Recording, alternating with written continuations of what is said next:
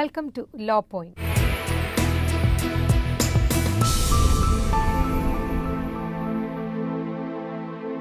ഇന്നത്തെ law point നമ്മൾ സംസാരിക്കുന്നത് UAE സൈബർ ലോയെക്കുറിച്ചാണ്.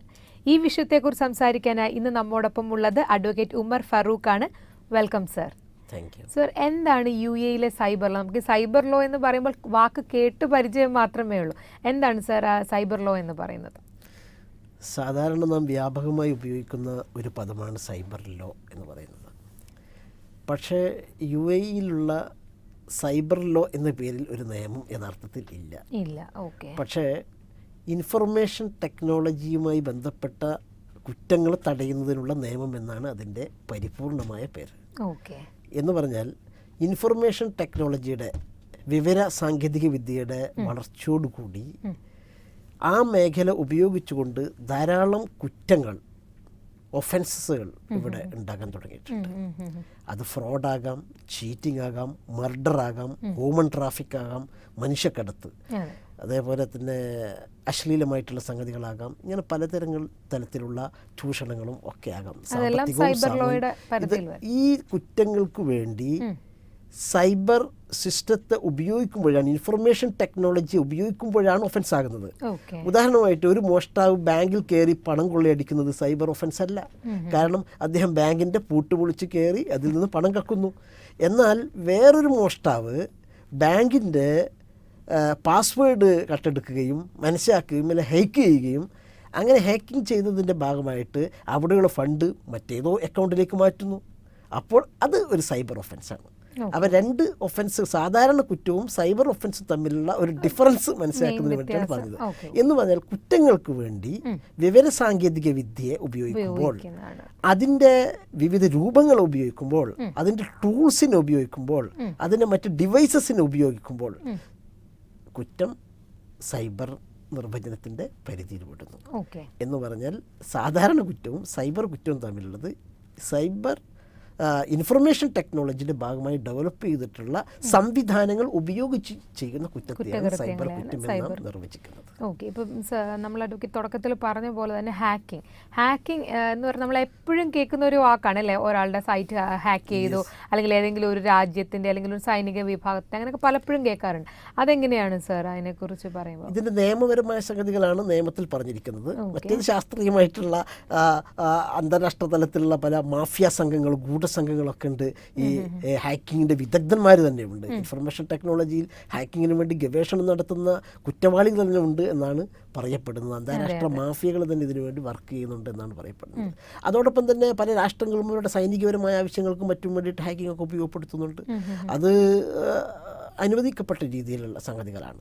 പക്ഷേ മറ്റുള്ള വിവരസാങ്കേതിക വിദ്യയുമായി ബന്ധപ്പെട്ടിട്ടുള്ള മറ്റുള്ളവരുടെ വെബ്സൈറ്റിലേക്ക് അന്യായമായി അൺഓതറൈസ്ഡ് ആയിട്ട് എൻട്രി ചെയ്യുക, അതിനെ മുഴുവനും ഡെലിറ്റ് ചെയ്യുക, അല്ലെങ്കിൽ ഡിറ്റീരിയോറേറ്റ് ചെയ്യുക. രണ്ട് പദങ്ങളാണ്. ഡെലിറ്റ് ചെയ്യുക എന്ന് പറഞ്ഞാൽ ഒഴിവാക്കി കളയുക, ഡിറ്റീരിയോറേറ്റ് ചെയ്യുക വികൃതമാക്കി കളയുക. അങ്ങനെ സിസ്റ്റത്തിലുള്ള ഡാറ്റാസ് നശിപ്പിച്ച് കളയുക, ഡാറ്റാസ് മോഷണം നടത്തുക, വികൃതമാക്കുക, ഫോട്ടോ മോർഫ് ചെയ്യുക. ഇതിനു വേണ്ടിയിട്ട് മറ്റുള്ള സിസ്റ്റത്തെയൊക്കെ ഹൈജാക്ക് ചെയ്യുന്ന സംവിധാനമുണ്ട്. അങ്ങനെ ഹൈജാക്ക് ചെയ്യുന്ന ഹാക്കേഴ്സ് ധാരാളമുണ്ട്. ഇതെല്ലാം തന്നെ വളരെ വലിയ കുറ്റമായിട്ടാണ് UAE സൈബർ ലോ കാണുന്നത്. 5 വർഷത്തെ ജയിൽ ശിക്ഷ മുതൽ 2.5 മില്യൺ മുതൽ 5 മില്യൺ വരെയൊക്കെ ഫൈൻ ലഭിക്കാവുന്ന കുറ്റങ്ങൾ ഇതിൻ്റെ പരിധിയിൽ വരാറുണ്ട്. അതുപോലെ തന്നെ ഇവിടെ വളരെ സ്ട്രിക്റ്റ് ആയിട്ടുള്ള കാര്യമാണ്. നമുക്ക് എല്ലാവർക്കും അറിയാം, ഈ വർഗീയ ഇതിനെക്കുറിച്ചുള്ള പോസ്റ്റുകൾ, അങ്ങനത്തെ ജാതിപരമായിട്ടുള്ള അതിനെക്കുറിച്ച് എങ്ങനെയാണ് സർ UAE ഗവൺമെന്റ് ഈ സൈബർ ലോയിൽ വരുന്നത്? UAE ലോ വളരെ വ്യക്തമായിട്ടുള്ള ഖണ്ഡികകൾ, ആർട്ടിക്കിൾ തന്നെ ഇതിനു വേണ്ടി മാറ്റിവെച്ചിട്ടുണ്ട്. അതായത് ഹേറ്റ്രഡ്, പരസ്പരമുള്ള വർഗീയത, അതേപോലെ തന്നെ വിഘടനപരമായിട്ടുള്ള സ്വഭാവം, ജനങ്ങളെ തമ്മിലടുപ്പിക്കാൻ ആവശ്യമായിട്ടുള്ള വയലൻസ് ക്രിയേറ്റ് ചെയ്യുന്നതിന് വേണ്ടിയിട്ടുള്ള പോസ്റ്റ് ചെയ്യുക, അതിനുള്ള ചിത്രങ്ങൾ അയക്കുക, അതിനുള്ള ഇമേജുകൾ അയക്കുക, അതിനുവേണ്ടി ജനങ്ങളെ സംഘടിപ്പിക്കുക, ജനങ്ങളെ അംഗങ്ങളെ ചേർക്കാൻ വേണ്ടിയിട്ടുള്ള സംഘടനകൾ ഉണ്ടാക്കിയിട്ട് അംഗങ്ങളെ ചേർക്കുക.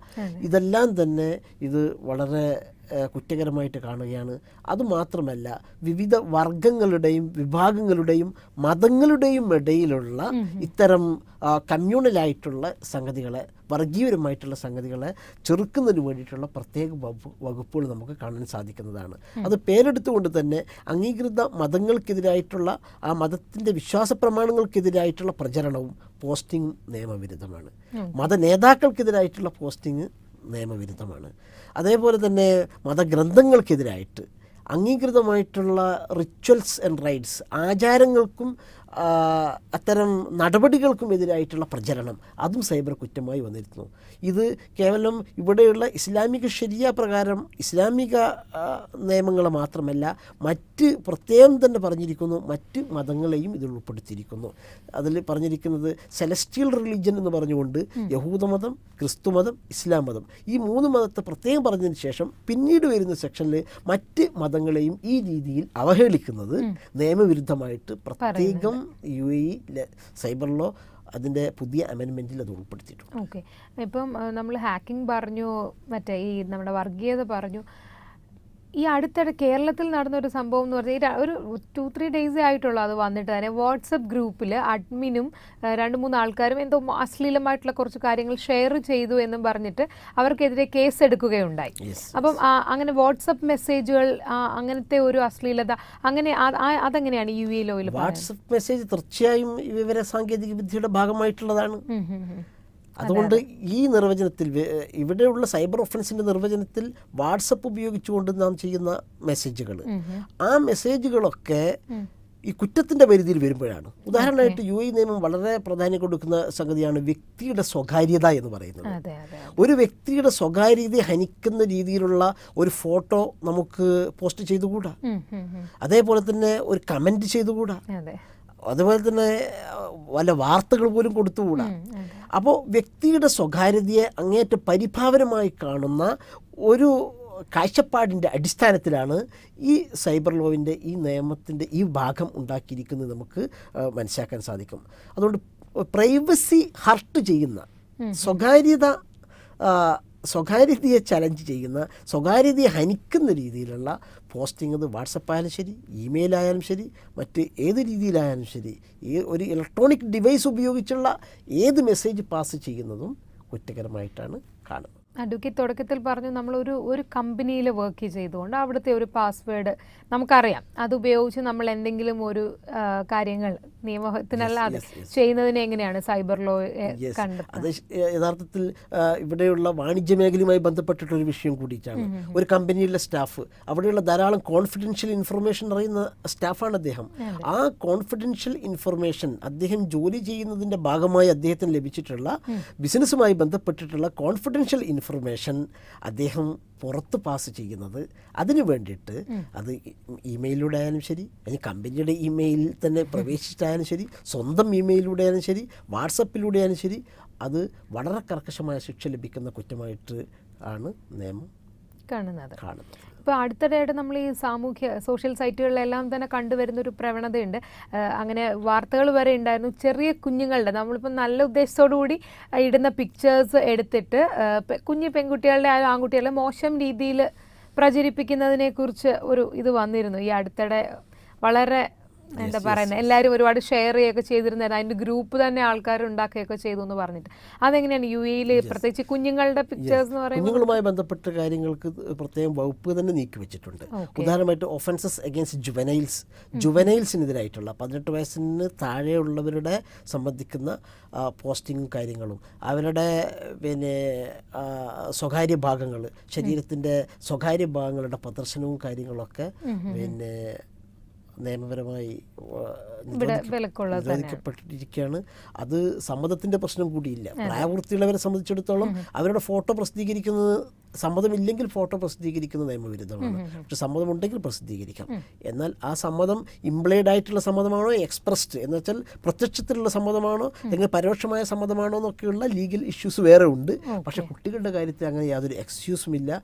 കുട്ടികളെ ജുവനലായിട്ടുള്ള കുട്ടികളുടെ സ്വകാര്യ ഭാഗങ്ങളൊക്കെ കാണിക്കുന്ന രീതിയിലുള്ള, അല്ലെങ്കിൽ സെക്സ് അപ്പീലിംഗ് ആയിട്ടുള്ള ഇങ്ങനെയുള്ള ഫോട്ടോകളൊക്കെ പ്രദർശിപ്പിക്കുന്നത് ജുവനൈൽസിൻ്റെ കാര്യത്തിൽ കൂടുതൽ കർക്കശമായിട്ടുള്ള നിയമത്തോടുകൂടി. ഇപ്പോൾ അഡ്വക്കേറ്റ് പറഞ്ഞല്ലോ, നമ്മൾ വലിയവരുടെ അല്ലെ മുതിർന്നവരുടെ പിക്ചേഴ്സ് ഷെയർ ചെയ്യുകയും ഒരാളുടെ അനുവാദമില്ലാതെ, ഇപ്പം നമ്മളുടെ ഇഷ്ടമില്ലാതെ നമ്മളെ ഒന്ന് ഹേർട്ട് ചെയ്യുന്ന പോലെ തോന്നിയാൽ എന്തായിരിക്കും അതിനുള്ള നിയമം പറഞ്ഞിരിക്കുന്നത്?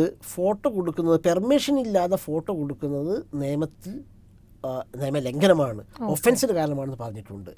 എന്നാൽ ചില ജഡ്ജ്മെൻറ്റിലൊക്കെ വന്നിരിക്കുന്നത് വ്യാഖ്യാനങ്ങൾ അങ്ങനെ വരുന്നത് ഒരു ഒഫൻസ് ക്രിയേറ്റ് ചെയ്യുന്നതിന് വേണ്ടി, അല്ലെങ്കിൽ അദ്ദേഹത്തിൻ്റെ സ്വകാര്യതയെ ഹനിച്ചു എന്ന് അദ്ദേഹത്തിന് ഒരു ആക്ഷേപമുണ്ടെങ്കിലാണ് ആ ആക്ഷേപം നിലനിൽക്കുക. സ്വകാര്യത ഹനിക്കാത്ത, ഇപ്പോൾ പബ്ലിക് പ്ലേസിലുള്ള ഒരു മീറ്റിങ്ങിൽ പങ്കെടുത്തിട്ടുള്ള ഒരു ഫോട്ടോ, അല്ലെങ്കിൽ ഒരു പൊതുപരിപാടിയിലുള്ള ഒരു ഫോട്ടോ, അല്ലെങ്കിൽ ഏതെങ്കിലും പാർട്ടികളിലൊക്കെ ഉള്ള ഫോട്ടോ, അത് കൊടുക്കുമ്പോൾ അദ്ദേഹം അത് കൊടുക്കാൻ സമ്മതിച്ചു, അതുകൊണ്ടാണല്ലോ ഫോട്ടോ ഉണ്ടാവുന്നത്. എന്നാൽ അത് സ്വകാര്യത ഹനിക്കുന്ന രീതിയിലാകാൻ പാടില്ല, മറ്റ് ചില ദുരുദ്ദേശപരമായ പർപ്പസിനുമാകാൻ പാടില്ല. അങ്ങനെ പർപ്പസിനാകുമ്പോൾ ആ ദുരുദ്ദേശപരമായ പർപ്പസ് ഒരു കുറ്റത്തിൻ്റെ ഇൻഗ്രീഡിയൻസ്, അതിൻ്റെ ചേരുവകളിൽ പെടുന്നതാണെങ്കിൽ അത് ഒഫൻസായി മാറും. അതുപോലെ തന്നെ ഇപ്പോൾ ഒരുപാട് ഇമെയിൽ IDs നമുക്ക് കള്ളത്തരങ്ങൾ ഉപയോഗിച്ച് തന്നെ ക്രിയേറ്റ് ചെയ്യുന്ന ഫേക്ക് ആയിട്ടുള്ള കാര്യങ്ങൾ കൊടുത്തിട്ട് ക്രിയേറ്റ് ചെയ്യുന്നതായിട്ട് ഒരുപാട് കണ്ടുവരുന്നുണ്ട്. അങ്ങനെ ഒരു ഫേക്ക് ആണെന്ന് മനസ്സിലാക്കിയാൽ ഇവിടുത്തെ ലോ അതിനെ എങ്ങനെയായിരിക്കും? സാധാരണ വളരെ സിമ്പിളായിട്ട് എല്ലാവരും എടുക്കുന്ന ഒരു കാര്യമാണ്. ഒരാൾക്ക് തന്നെ 3, 4, 5 ഒക്കെയുള്ള മെയിൽ ID-കൾ ഉണ്ടാവും. ഓരോ മെയിൽ ID-യിലും അവർ കൊടുക്കുന്ന ഇൻഫർമേഷൻ വ്യത്യസ്തമായിരിക്കും. ഡേറ്റ് ഓഫ് ബർത്ത് തെറ്റായിരിക്കും, നാഷണാലിറ്റി തെറ്റായിരിക്കും. ഇത് ആൾമാറാട്ടത്തിന് അടക്കമുള്ള വകുപ്പിട്ട് കേസ് ചാർജ് ചെയ്യപ്പെടാൻ സാധ്യതയുണ്ട്. ദീർഘകാലം, ചുരുങ്ങിയത് 5 കൊല്ലെങ്കിലും ജയിലിൽ കിടക്കേണ്ടി വരും. അത് വളരെ സിമ്പിളായിട്ട് എല്ലാവരും തള്ളിക്കളയുന്ന ഒരു കാര്യം തന്നെയാണ്. കാരണം എനിക്ക് ആക്ഷേപമുണ്ടായി വരികയും ഒരു കേസായി വരുമ്പോഴാണ് ഇത്, അല്ലാതെ നാം സാധാരണ സംഗതികളായിട്ട് എടുക്കുകയാണ്. മറ്റുള്ളവർക്ക് ഒരു ഉപദ്രവമായി വരുമ്പോഴാണ് അല്ലേ ഇതിലേക്ക്. അത്തരം ഒരു വ്യാജ മെയിൽ ID-യിൽ നിന്ന് നിങ്ങളുടെ ഒരു മെസ്സേജ് പോവുകയും ആ മെസ്സേജ് ഒരു കുറ്റമായി കലാശിക്കുകയും അതിനെ സംബന്ധിച്ച് അതോറിറ്റിയുടെ മുമ്പിൽ കംപ്ലൈൻറ്റ് വരികയും അങ്ങനെ അതിനെ സംബന്ധിച്ച് ഒരു അന്വേഷണം വരികയും ഒക്കെ ചെയ്തു കഴിഞ്ഞാൽ ആൾമാറാട്ടത്തിന് കേസ് വരും. വ്യാജരേഖകൾ കൊടുത്ത് തെറ്റിദ്ധരിപ്പിച്ചതിന് കേസ് വരും. അതുപോലെ തന്നെ ഇവിടെ വളരെ സ്ട്രിക്റ്റ് ആയിട്ടുള്ള ഒരു കാര്യമാണ് മനുഷ്യക്കടത്ത് എന്ന് പറയുന്നത്. അതിന് ഈ സൈബർ ലോയുടെ പരിധിയിൽ എന്തൊക്കെ കാര്യങ്ങൾ വരുമ്പോഴാണ് വരുന്നത്? സൈബർ ലോ മനുഷ്യക്കടത്തിന് ആഗോളതലത്തിലുള്ള ഒരു ഇന്റർനാഷണൽ തലത്തിൽ നടക്കുന്ന ഒരു ഒഫൻസാണ്. ഇതിനുവേണ്ടി ധാരാളം മാഫിയകൾ പല രാജ്യങ്ങളിലും പ്രവർത്തിക്കുന്നുണ്ട്. പ്രത്യേകിച്ച് സ്ത്രീകളെ കടത്തുക, കുട്ടികളെ കടത്തുക, പിന്നെ നിയമവിരുദ്ധമായി തൊഴിലാളികളെ കടത്തിക്കൊണ്ടുവരിക. ഇതിനിടെ നമ്മുടെ ഇന്ത്യയിൽ അത് റിപ്പോർട്ട് ചെയ്യപ്പെട്ടിട്ടുണ്ട്. പിന്നെ അഭയാർത്ഥികളായിട്ട് ജനങ്ങളെ കൊണ്ടുപോവുക, ഇതിലൊക്കെ ഏജൻസി ആയിട്ട് വർക്ക് ചെയ്യുക. ഈ വർക്ക് ചെയ്യുന്നതിന് വിവരസാങ്കേതിക വിദ്യയുടെ പ്രത്യേകം വെബ്സൈറ്റ് ഉണ്ടാക്കുകയോ പ്രത്യേകം ഗ്രൂപ്പ് ഉണ്ടാക്കുകയോ അങ്ങനെ അതിന് ആവശ്യമായിട്ടുള്ള സാമ്പത്തിക സഹായങ്ങൾ, അതിനാവശ്യമായിട്ടുള്ള ഡോക്യുമെൻറ്റേഷൻസുകൾ ഇങ്ങനെയൊക്കെ ചെയ്യുന്നത് മനുഷ്യക്കടത്തിന് വേണ്ടി ചെയ്യുന്നതാണെങ്കിൽ അത് ഹ്യൂമൻ ട്രാഫിക്കിൻ്റെ പരിധിയിൽപ്പെടുന്നതാണ്. അത് കുറ്റകരമാണ്. ഓക്കെ, ഇന്ത്യയിലെ ഇപ്പോൾ സൈബറിലോ നമുക്കറിയാം ഒരുപാട് കാര്യങ്ങൾ, ഈ ഹാക്കിംഗ് ആയാലും അല്ലെങ്കിൽ മൊബൈൽ ലൂടെയുള്ള കാര്യങ്ങളായാലും അശ്ലീലം പ്രചരിപ്പിച്ചായാലും പറഞ്ഞതായാലും ഒക്കെ തന്നെ സൈബർ ലോയിൽ ഉണ്ടെന്ന് നമുക്കറിയാം. അപ്പോൾ അങ്ങനത്തെ കാര്യങ്ങളൊക്കെ എങ്ങനെയാണ് UAE സൈബർ ലോയിലേക്ക് വരുമ്പോൾ ഉണ്ടാകുന്ന പ്രധാനമായിട്ടുള്ള വ്യത്യാസങ്ങൾ എന്തൊക്കെയാണ്? അടിസ്ഥാനപരമായിട്ട് വ്യത്യാസം നമുക്ക് കാണാൻ സാധ്യമല്ല. പക്ഷേ UAE സൈബർ ലോ അതിൻ്റെ പ്രൊസീജിയർ കോംപ്ലിക്കേഷൻ ഇല്ലാത്ത പ്രൊസീജിയറാണ്. കാരണം ഒരാൾ ഒരു മെസ്സേജ്, ആ മെസ്സേജ് ഒരു സൈനാകാം, ഒരു ജസ്റ്ററാകാം, ഒരു വേർഡാകാം, ഒരു സെൻറ്റൻസ് ആകാം, ഒരു ഇന്നർ മീനിങ്ങിലുള്ള എന്തെങ്കിലും ഒരു ചിത്രമാകാം. അത് ഏതെങ്കിലും ഒരു വ്യക്തിയെ ഡിഫെയിം ചെയ്യുന്നതിന് വേണ്ടിയിട്ട്, അപകീർത്തിപ്പെടുത്തുന്നതിന് വേണ്ടിയിട്ട്, അല്ലെങ്കിൽ ഒരു വിഭാഗത്തെ അപകീർത്തിപ്പെടുത്തുന്നതിന് വേണ്ടിയിട്ട്, അത് അല്ലെങ്കിൽ സാമ്പത്തിക ചൂഷണം ചെയ്യുന്നതിന് വേണ്ടിയിട്ട്, അല്ലെങ്കിൽ ശാരീരിക ചൂഷണം ചെയ്യുന്നതിന് വേണ്ടി, ഇങ്ങനെയുള്ള ഏത് രീതിയിലുള്ള ഒരു ഒഫൻസ് ക്രിയേറ്റ് ചെയ്യുന്നതിന് ഈ ടൂൾസ്, ഈ മെത്തേഡ്സ് ഉപയോഗിക്കുന്നുണ്ടോ ഇല്ലേ എന്നതാണ് പ്രശ്നം. ഈ മെത്തേഡ്സ്, വിവരസാങ്കേതിക വിദ്യയുടെ മെത്തേഡ് ഉപയോഗിച്ച് കഴിഞ്ഞാൽ സാധാരണ ഒഫൻസ് ആകുന്ന കാര്യം സൈബർ ഒഫൻസായി മാറുന്നു. ഓക്കെ, ഈ പ്രോസ്റ്റിറ്റ്യൂഷൻ ഇവിടെ നമുക്കറിയാം അറബ് രാജ്യങ്ങളിൽ നിരോധിച്ചിട്ട് തന്നെ ഉണ്ടെന്ന് തന്നെ. ഈ പ്രോസ്റ്റിറ്റ്യൂഷൻ നമുക്ക് നെറ്റിൽ കൂടെ അല്ലെങ്കിൽ പല സൈറ്റുകളിൽ കൂടെ അങ്ങനെ ഈ വെബ്സൈറ്റുകളൊക്കെ ഉണ്ടാക്കുക. അപ്പം അതിനെയൊക്കെ ശരിക്കും പറഞ്ഞാൽ നല്ല രീതിയിൽ സൈബർ ശരിയായ കുറ്റമാണ്. നടപടിയെടുക്കാൻ നമുക്ക് വളരെ സ്കോപ്പുള്ള ഒരു മേഖലയാണ്. സാമൂഹ്യ പ്രവർത്തകരെ സംബന്ധിച്ചിടത്തോളം, അത്തരം സംഘടനകളെ സംബന്ധിച്ചിടത്തോളം ഒരു ദിവസം ഓരോ ദിവസവും പുതുതായി ഉണ്ടായിക്കൊണ്ടിരിക്കുന്ന സൈറ്റുകളുടെ കണക്ക് തന്നെ വളരെ വലുതായിട്ടാണ് അതിൻ്റെ റിപ്പോർട്ടിങ്ങിലും ചില പത്ര റിപ്പോർട്ടുകളൊക്കെ കാണുന്നത്.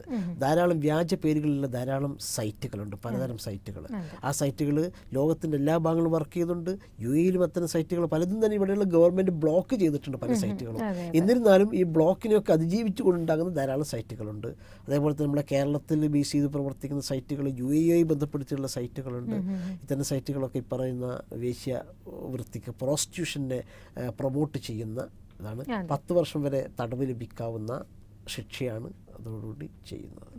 ഒപ്പം പെനാൽറ്റിയും ഉണ്ട്. ഇതിൻ്റെ എല്ലാത്തിൻ്റെ കൂടിയും പെനാൽറ്റി ഉണ്ട്. അതുപോലെ തന്നെ ഇപ്പം നമ്മൾ സൈറ്റിനെ കുറിച്ച് പറഞ്ഞുകൊണ്ട് തന്നെ പല നമ്മൾക്ക് കബളിപ്പിക്കപ്പെടുന്ന ഈ വ്യാപാരം നടത്തുന്ന സൈറ്റുകളൊക്കെ ഉണ്ടല്ലോ. നമുക്ക് എന്തെങ്കിലും സാധനം തരിക, അപ്പോൾ അതിനെ കബളിപ്പിക്കുന്ന അങ്ങനത്തെ സൈറ്റുകളും ഈ സൈബർ ലോയുടെ പരിധിയിൽ വരുമ്പോൾ എങ്ങനെയാണ് അതിൻ്റെ? അത് വാണിജ്യപരമായ സംഗതികൾ പിന്നെ പലപ്പോഴും തന്നെ നടക്കുന്നത് നമുക്കറിയാം. ഒരു സാധനത്തിൻ്റെ ശരിയായ ഡിസ്ക്രിപ്ഷൻ കൊടുക്കാതെ വ്യാപാരം നടത്തുക, അല്ലെങ്കിൽ ബുക്കിംഗ് ഭാഗമായിട്ട് അഡ്വാൻസ് വാങ്ങിയിട്ട് പിന്നെ വിശ്വാസവഞ്ചന നടത്തുക. ഇങ്ങനെയൊക്കെ വരുമ്പോൾ അത് നിർവചനത്തിൽ സൈബർ ഒഫൻസിൻ്റെ നിർവചനത്തിൽ പെടുകയും കുറ്റകരമാണ്, യാതൊരു സംശയമില്ല. സാർ, ഇപ്പോൾ നമുക്കൊരു സൈബർ ഒഫൻസ് UAE-യിൽ റിപ്പോർട്ട് ചെയ്യേണ്ടത് എവിടെയാണ്? എന്തൊക്കെയായിരിക്കും ആ സൈബർ ലോയുടെ പരിധിയിൽ വരുന്ന ഒരു നടപടിക്രമങ്ങൾ എന്തൊക്കെയായിരിക്കും അതിൻ്റെ? സാധാരണ ഒരു സൈബർ കുറ്റം 2 തലങ്ങളിലാണ് ഉണ്ടാവുന്നത്. ഒന്ന്, ഒരു സ്ഥലത്ത് നിന്ന് ഉത്ഭവിക്കുകയും മറ്റൊരു സ്ഥലത്ത് അതിൻ്റെ എഫക്റ്റ് ഉണ്ടാവുകയും ചെയ്യും. ഈ ഉത്ഭവിക്കുന്ന സ്ഥലത്തുള്ള അധികാരികൾക്ക്, പോലീസ് അധികാരികൾക്ക് അല്ലെങ്കിൽ ഇൻവെസ്റ്റിഗേറ്റിംഗ് ഏജൻസിക്ക് നടപടിയെടുക്കാൻ അധികാരമുണ്ട്. അതേപോലെ തന്നെ അതിൻ്റെ എഫക്റ്റ് എവിടെ വരുന്നോ അവിടെയുള്ള പോലീസ് അധികാരികൾക്ക് അല്ലെങ്കിൽ ഇൻവെസ്റ്റിഗേറ്റിംഗ് ഏജൻസിക്ക് ഇതിന്മേൽ നടപടിയെടുക്കാനുള്ള അധികാരമുണ്ട്. അപ്പോൾ UAE-യിൽ ആണ് സംഭവം ഉണ്ടായത്.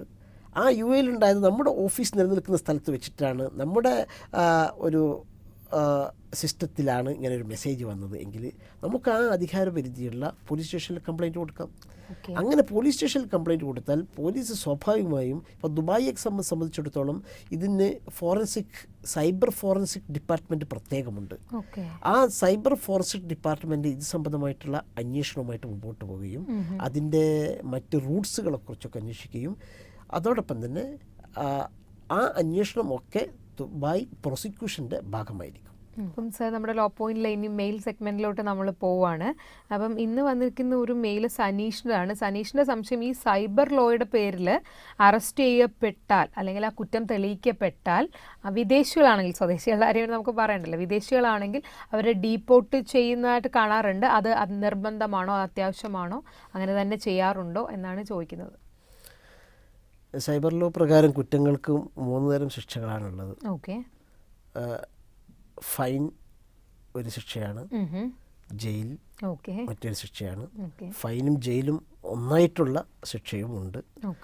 എന്നാൽ വളരെ വ്യക്തമായി സൈബർ ലോയിൽ പറഞ്ഞിരിക്കുന്നു, കോടതികൾക്ക് വിദേശികൾ കുറ്റം ചെയ്തു കഴിഞ്ഞാൽ അവരെ ഡിപ്പോർട്ട് ചെയ്യാവുന്നതാണെന്ന്. ചെയ്യാവുന്നത് എന്ന് മാത്രമല്ല, മാൻഡാറ്ററി പ്രൊവിഷനായിട്ടാണ്, ഷാൽ പ്രയോഗിച്ചിട്ടാണ് പറഞ്ഞിരിക്കുന്നത്, ചെയ്യേണ്ടതാകുന്നു എന്ന്. എന്നാൽ ചില കേസുകളിലൊക്കെ വേണമെങ്കിൽ കോർട്ടിന് അവരുടെ ഡിസ്ക്രിഷണറി പവർ, വിവേചനാധികാരം ഉപയോഗിക്കാവുന്നതാണ്. പക്ഷേ സാധാരണഗതിയിൽ ഡിപ്പോർട്ട് ചെയ്യപ്പെടാനാണ് കൂടുതൽ സാധ്യത. ഈ സൈബർ ലോയുടെ കുറ്റത്തിൻ്റെ ആഴം അനുസരിച്ചാണ്, ഇപ്പം സർ പറഞ്ഞല്ലോ 3 തരത്തിലാണ് ശിക്ഷ എന്നുള്ളത്. അപ്പം ആദ്യത്തേത് ഈ പെനാൽറ്റി അടയ്ക്കുക എന്നുള്ളത് വളരെ ചെറിയ അങ്ങനെ തന്നെയാണോ, അതോ എല്ലാ കുറ്റത്തിനും പെനാൽറ്റി, ജയിൽ അങ്ങനെ തന്നെ ഉണ്ടോ? മിക്കവാറും കുറ്റങ്ങൾ പെനാൽറ്റിയും ജയിലും ഒന്നായിട്ടുള്ളതാണ്. അതെന്താണ് സർ ഈ പെനാൽറ്റിയും ജയിലും? ഫൈൻ കൊടുക്കുക എന്നതാണ്, പിഴ കൊടുക്കുക എന്നതാണ് ഞാൻ ഉദ്ദേശിച്ചത്. ഫൈൻ, പെനാൽറ്റി എന്ന് പറഞ്ഞാൽ ശിക്ഷയാണ്, അത് ഫൈനായിട്ടും ജയിലായിട്ടും വരാം. എന്നാൽ സൈബർ ലോ ആയിട്ട് ബന്ധപ്പെട്ടിട്ടുള്ള മിക്കവാറും കുറ്റങ്ങൾക്ക് 2ഉം കൂടി ഒന്നായിട്ടാണ് വെച്ചിരിക്കുന്നത്. വലിയൊരു തുകയിലേക്ക് അല്ലേ അത് മാറുകയാണ്. അത് 1 ലക്ഷം മുതൽ മില്യൺസ് വരെ നീളുന്ന തുക പല കേസുകളുടെയും ഗൗരവം അനുസരിച്ച് പെനാൽറ്റി ആയിട്ട് മാറാറുണ്ട്, ശിക്ഷയായിട്ട് വരാറുണ്ട്. അതോടൊപ്പം തന്നെ ഈ ഫൈനോ ജയിലൊക്കെ കിടന്ന് അതിനുശേഷം ഈ ഫൈനൊക്കെ അടച്ച് അതിനുശേഷം സുഖമായി നാട്ടിലേക്ക് പോകുക എന്നതാണ് ഇത് രണ്ടും കഴിഞ്ഞും ഡീപ്പോർട്ട് ചെയ്യാറും ഉണ്ട് അല്ലേ? ഇത് രണ്ടിനും ഒപ്പം തന്നെ ചില കേസുകളിൽ, മിക്കവാറും കേസുകളിൽ ഡീപ്പോർട്ടേഷൻ നിർബന്ധമാണ്. കൂടുതൽ കേസുകൾ. അപ്പം സനീഷിനും ഇത് കണ്ടുകൊണ്ടിരിക്കുന്ന നമ്മുടെ ഇന്നത്തെ എപ്പിസോഡ് മൊത്തം നമ്മൾ പറഞ്ഞത് സൈബർ ലോയും അത് ഏതൊക്കെ വിഭാഗത്തിൽ വരുന്നു, അതിൻ്റെ പെനാൽറ്റിയും ശിക്ഷയും ഒക്കെ തന്നെ ആയിരുന്നു. എന്തായാലും സനീഷിനും ഒപ്പം കണ്ടുകൊണ്ടിരിക്കുന്ന എല്ലാ പ്രേക്ഷകർക്കും മനസ്സിലായി എന്ന് തന്നെ വിശ്വസിക്കുന്നു. ഇന്ന് നമ്മൾ ലോ പോയിന്റിൻ്റെ എപ്പിസോഡ് ഫുൾ സംസാരിച്ച സൈബർ ലോയെക്കുറിച്ചായിരുന്നു. കാരണം സൈബർ ലോ ഇത്രയും ഈ ആധുനിക കാലഘട്ടത്തിൽ ഏറ്റവും അത്യാവശ്യമായിട്ടുള്ള കാര്യമാണ്. പ്രത്യേകിച്ചും UAE അറിയാത്ത മലയാളികൾക്ക് എല്ലാവർക്കും ഉപകാരപ്രദമായ ഒരു എപ്പിസോഡായിരുന്നു. Thank you so much advocate. ഇന്നത്തെ ലോ പോയിന്റ് എപ്പിസോഡ് ഇവിടെ പൂർണ്ണമാകുന്നു. മറ്റൊരു എപ്പിസോഡിൽ വീണ്ടും കാണാം.